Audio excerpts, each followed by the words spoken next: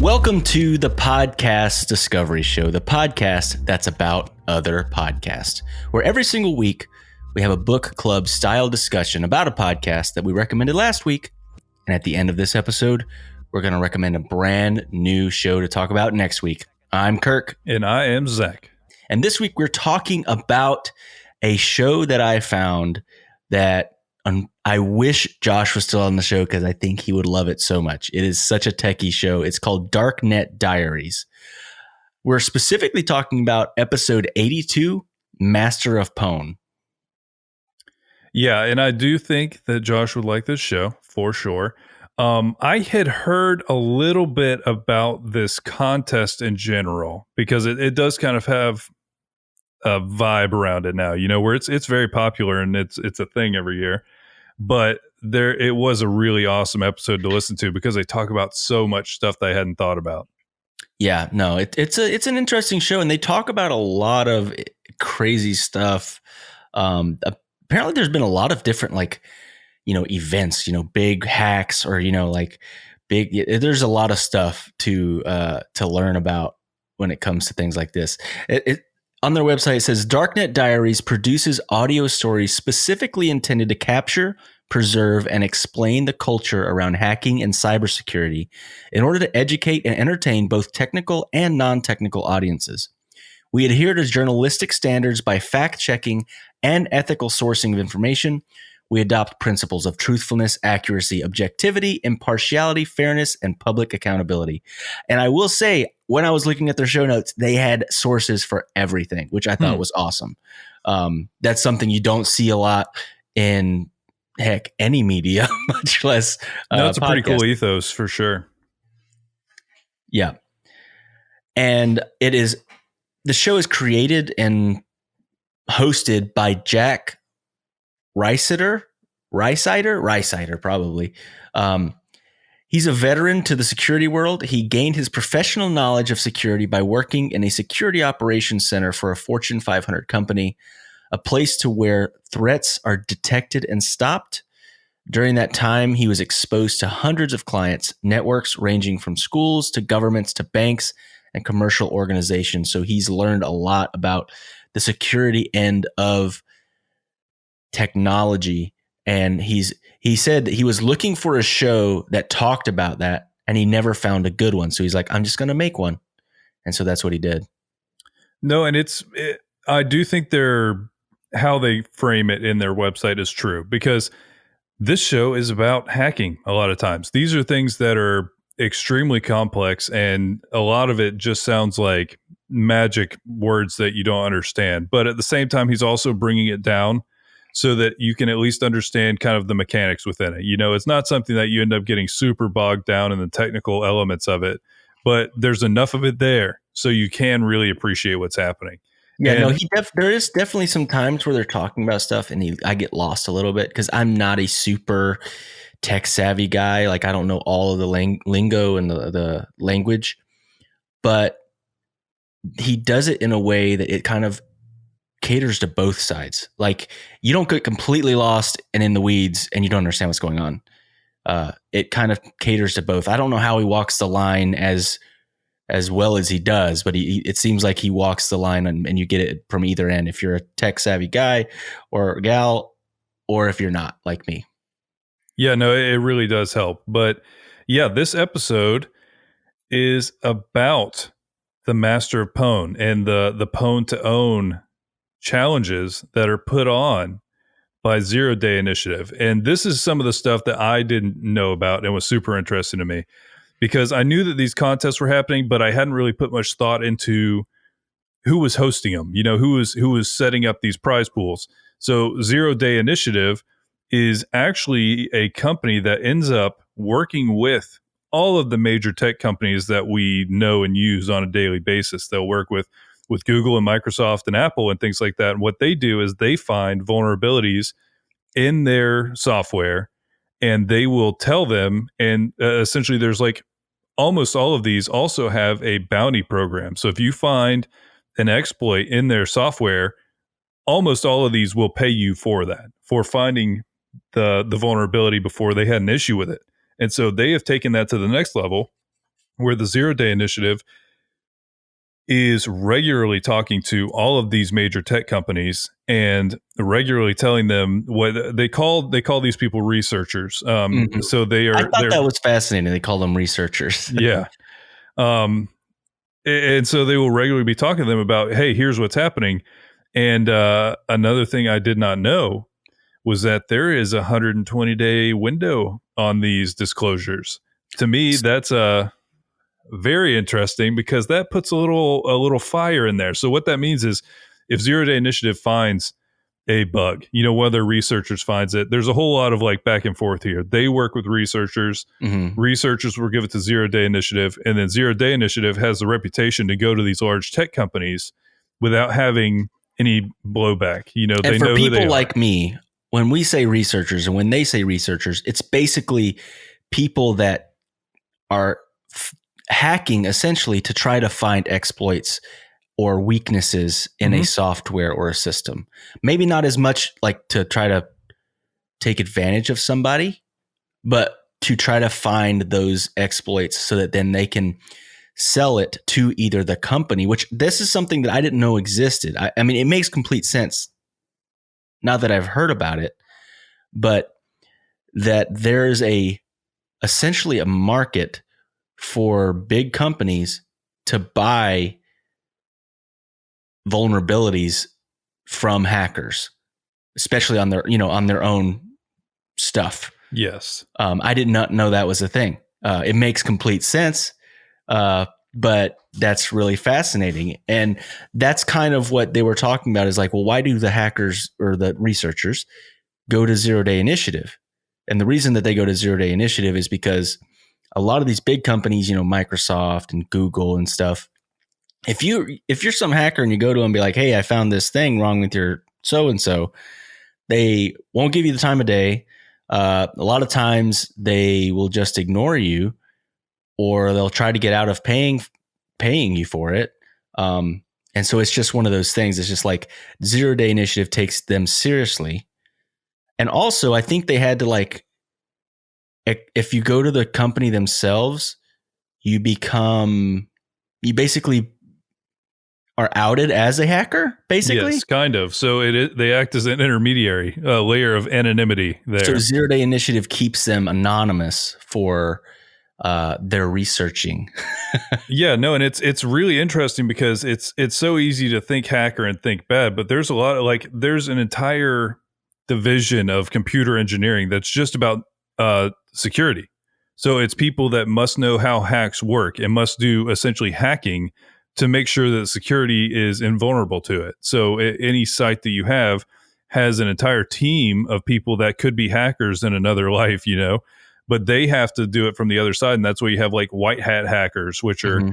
like beneficial hackers. They're like activists. And then you have black hat, which is they're just highest bidder. Who cares? They'll do whatever, doesn't matter. And so you have this whole interesting kind of culture happening here. And then you get to these competitions that 0-day initiative is throwing. And it's so interesting because they've essentially, it's almost like they've gamified it. There's a lot of money on the line, hundreds of thousands of dollars for these for the people who win the pwn to own contests. They had several stories throughout this where somebody would win a Tesla or somebody would win an MacBook, and the way you win these is by literally hacking them. Like if you hack into them, you get to keep them. And so they made a way to target something that is so necessary. Like that's honestly another thing about this show. Anytime you look into the security of data of all of the systems we have set up, it's terrifying, honestly, because the types of things they're talking about here are crazy. They're just crazy. So I think it's really important. I realize that like there's some element of like, I'm sure companies aren't like super happy about it, but at the same time, I would rather they knew that there was a problem regardless of how they feel about it. Cause like they have the 120-day agreement. Yeah, So sorry. when, I think I cut you off on that earlier. yeah, no, So you're all go ahead and good. explain When that. when 0-day says, okay, we found an exploit, Apple, example, I don't know that this happened specifically with them, but we found an issue. You need to solve it. they give them 120 days from when they say that to either address the issue, or they literally will post a blog about it to really put their feet to the fire. And they've had some of these where the people are like, no, it's not a big deal. But then as soon as it goes public that this is just like happening, then the thing is, anybody who's looking to exploit those systems now knows where the weakness is. You have to do it. Like, it kind of goes on both ends. So the people that are worried about being exploited are like, well, what the heck? Why aren't they fixing this? So they're mad, and they should be. And then they rightfully so should be upset. But then they have to go find a third party thing, usually to try to protect themselves from that exploit. And then you've got the hacker side that's like, oh, we can hack this thing and exploit this, vulnerability and take over somebody's computer or find information. So it's bad on both ends for the whatever company decides to ignore them after those 120 days. So yeah, I could see why some people don't like it, but in the end, when you see the amount of literal hacking that's happening all the time, like major data breaches, these things we have to like continuously push on this, or it's not gonna get better. It's going to get worse. Yeah, no, and I think it was a really interesting way how it started, but it's also a really fun way that they've kind of made this. It sounds like almost like an expo that they do, where it does. They have this, and they literally have a stage and everything where this is done. So it all started, and apparently it was like spur of the moment. It wasn't super planned out at the first time ever. It's just one of the leaders of this conference said, let's just put this MacBook Air out, and if someone can hack it, they can have it. And then they asked Zero Day Initiative that was there, hey, Zero Day Initiative, if someone hacks this MacBook Air, will you give them $10,000 for, to buy their exploit? And they said, sure. So they, put this MacBook Air on the network, on the regular network, and someone would have to hack it. And if they found a way to hack it without, like, no one had to do anything on the MacBook Air. That was the thing, is you had to get in there without, making somebody open the email or. Yeah, they said phishing does not count. Has to just do it regardless of what they've done. They don't have to click on anything. And whoever was able to do that would own the MacBook Air and get $10,000 from Zero Day Initiative. And it didn't take very long and somebody did it. And of course, like, at the time, Mac was known as like, oh, it's unhackable. No one hacks a Mac, and yeah, it didn't turn out that way. Yeah, no, to some extent they were right-ish, because at the time when that was like a thing, there was way more PC users. Most of the hacks were targeted towards Windows operating system. But now when you look at that ratio, there's so many Macs. Like, don't nobody fool yourself into thinking that your MacBook can't get hacked. There are plenty of them, and there's plenty of reason why they would want to do that. But yeah, that was one of the most terrifying things about this episode, is they do get into a little bit of how people are winning some of these contests. And it's honestly fairly terrifying, because what most of them are doing is you just go to a website. That's it, because all of us are a little bit wary of, like, if you get an email from somebody you don't know, maybe don't click the URL in it. Like, there's things that are like kind of common sense at this point, but that's literally saying, if you get like, and they could like hyperlink it and they could hide it somewhere, they could make it so you don't know what you're going to. But if you connect to a website, it can take over your computer, because a lot of what they were doing is whatever they were testing. So if it was a certain web browser, you'd hop on that web browser, you'd go to their website that was where the exploit was, and they would just sit there and see if you were able to get into their computer. And that's all it was taking for them. They were taking over. And then they kind of walk through a lot of these in a way where you do see what's happening, because essentially you go to a website and then they're able to open the calculator app on your computer. And so then essentially all that's saying is like, yeah, they're just running the functions on your computer, and now you're in trouble. And so now I'm scared of going to websites too. Yeah, no, I think here, let me try to find it, because it was pretty good on their website, on the website for Darknet Diaries. there is some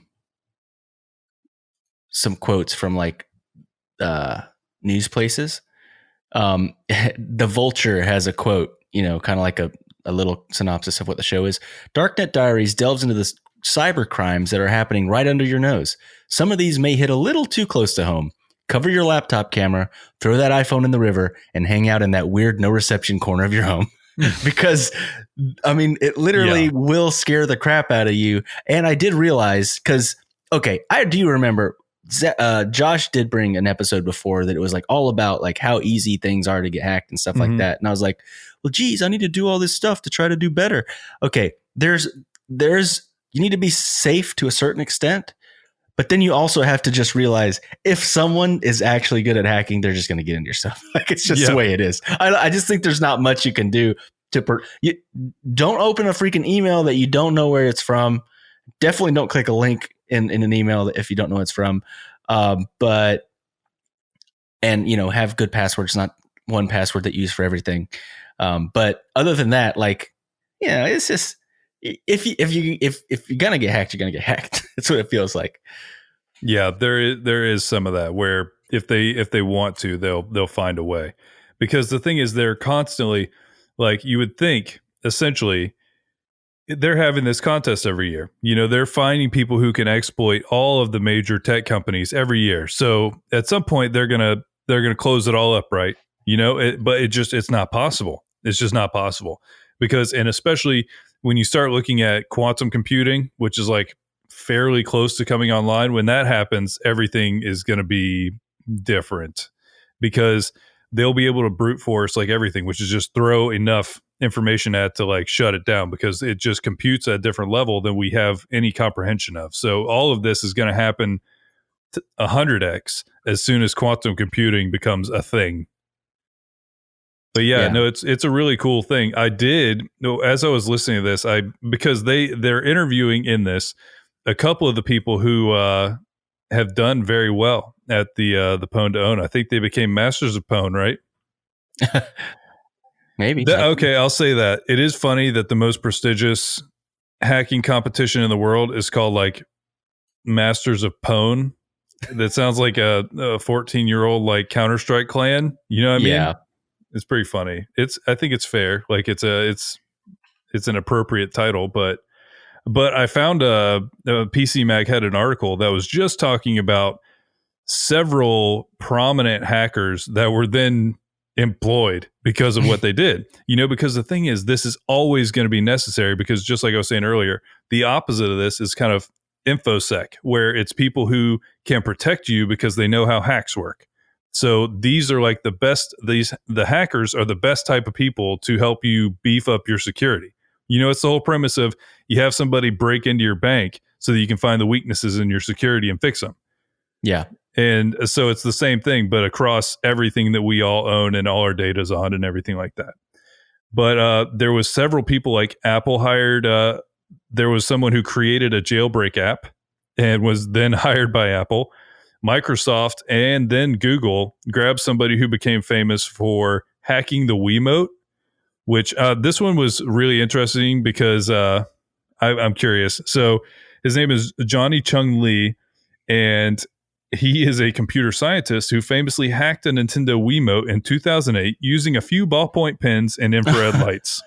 What? And it's like, okay, I need to know more. You can't just say that and then move on, but they did. So we will too. But yeah, there was a lot of people who were hacking even in the 80s and 90s, and the same thing. They were seen by the government, and those people also realize that if somebody can break into your system, they can make your system stronger. Mm-hmm. There was someone who created a Facebook worm who was then hired by Facebook. And then another one, iPhone worm creator, and he was then an app developer. Same thing with Twitter. And then there was someone named Kevin Poulsen who hacked into an FM radio station to rig a competition that scored him a Porsche. So he definitely stole a Porsche, essentially. And then he breached FBI computers. And then he put like everybody was onto him because he hacked the FBI computers. He was eventually arrested in 91. He served 5 years in prison in addition to paying $56,000 for fraud. And once he was done, he became a journalist and is now a senior editor at Wired magazine. And essentially, he has now started the second phase of his life where he just has additional insight. So it's really interesting to kind of see the humanity behind all of this, because I feel like so much of this is in obscurity. You know what I mean? Yeah. No, it's this, like I said, it's like Darknet. It's just this weird place where people try to be. I don't know. I don't know. I've learned so much, and I still feel like I know nothing about like this kind of stuff. Oh, and don't get me wrong, I know nothing about computer science and like programming or anything like that. I just understand kind of the end results they're going for in some cases, because okay, there was a couple of these where they were talking about they were using virtual machines. So it's not like an actual computer, but you like partition it and see it thinks it's a machine, and then they were able to get outside of the virtual machine into the actual computer. And so like I don't understand at all how you would do that, but I understand the implication where you create like a little pocket so that if anything happens in there, you can just shut it down, erase it completely, and they were able to just break out of the cage. So it's this show. You do not have to be crazy sophisticated to start to understand the things that these guys are doing, but it's I think that people who are sophisticated though could actually get more out of it than we did. They would better understand the stories that are being told. But overall, really interesting show. Like I said, we're scared now. So what are you gonna do? One of the other things that I thought was, I don't know, just really funny and fascinating was that the FBI and other agencies, even like I think they talked about different world organizations, have used hacking as a way to kind of combat terrorism and stuff like that. Not just terrorism, but like crime and stuff. Because, okay, so the FBI at one point was looking for this specific terrorist. They talked about this incident. It was like named and everything. I don't remember what it was, but they were trying to get Apple to give them the whereabouts of this particular person. And Apple's like, no, we don't even have access to that, blah, blah, blah, And so the FBI went on the gray web, which I didn't even know what that was, but apparently it's like not quite the dark web, but it's like it's borderline illegal. It's like borderline illegal stuff. Anyway, they went there and they paid $1 million for this hack that got them the information they needed to be able to find this terrorist and get, access to where their location was on their phone. Which I thought was crazy. And they talked about a few other instances like that. But I don't know. That's it's one of those ones. It's like, okay, good. Terrorists off the street, and also like that's kind of icky. Yeah, real slippery slope. That. There's been a lot of things that have been done in the name of stopping terrorism that were mostly BS and didn't really do much to stop terrorism. Yeah, for sure. But I thought that was really cool, and they talk a lot about some of the teams that have, won Pwn to Own or that were like famous hackers. Like they talked about Yan Hugh Lee, who was basically he hacked everything. Yeah, like they literally were just like, oh yeah, like everything. Firefox, Apple, Safari, like every single thing that you think is harder to hack, he's hacked all of them. And he was like, his screen name was Loki Heart or whatever. They said he used to work like in the gaming industry. So they were saying he came at everything from like a different perspective. So he was able to find exploits other people weren't able to find. Then there was Team Fluorescetate, which I thought the name was great because it's an insecticide. So, like a bug killer. And this was a hacking team that was famous for finding all of these different hacks and winning multiple years in a row. And he even got to interview another team. I forget what they were called. What were they called? Rewind? No. Flashback, right? Flashback. I think that's it. Something like that. So he got to interview them, and they had won like 7 years in a row or something like that. And it was just a really great show. It did get technical maybe 3/4 of the way through where I got a little bit lost because they were explaining how things were hacked. And I'm like, I don't know what you're saying right now, but it was funny because you can tell the host knows things, like knows what he's talking about. And so his mind was blown when these hackers were telling him how they did it. And I'm like, what you're saying doesn't mean anything to me. He's like, oh my God, I just got chills. That's ridiculous. I don't even know how you do that. And well, I'm sure he sees the implication because the more extreme things that they were doing there would be a real problem if it was everywhere. Yeah, no, 100%. But no, it's a great show, and there's a lot of other episodes on their feed that talk about specific hacks that have made history or gone into some crazy military stuff and business espionage and stuff like that. Bank robberies, digital bank robberies that are really fascinating. Surveillance issues. It's a good show. Yeah, it was a really great show. I thoroughly enjoyed it. I guess that brings us to our next recommendation. And this is one that I'd been thinking about for a while because it combines a lot of things we like. This show is called Gastropod, and they kind of mix in science, history, and food together. So they will talk about like kind of the cultural stuff behind it. They'll talk about some of the scientific questions that arise from it, and they'll talk about food.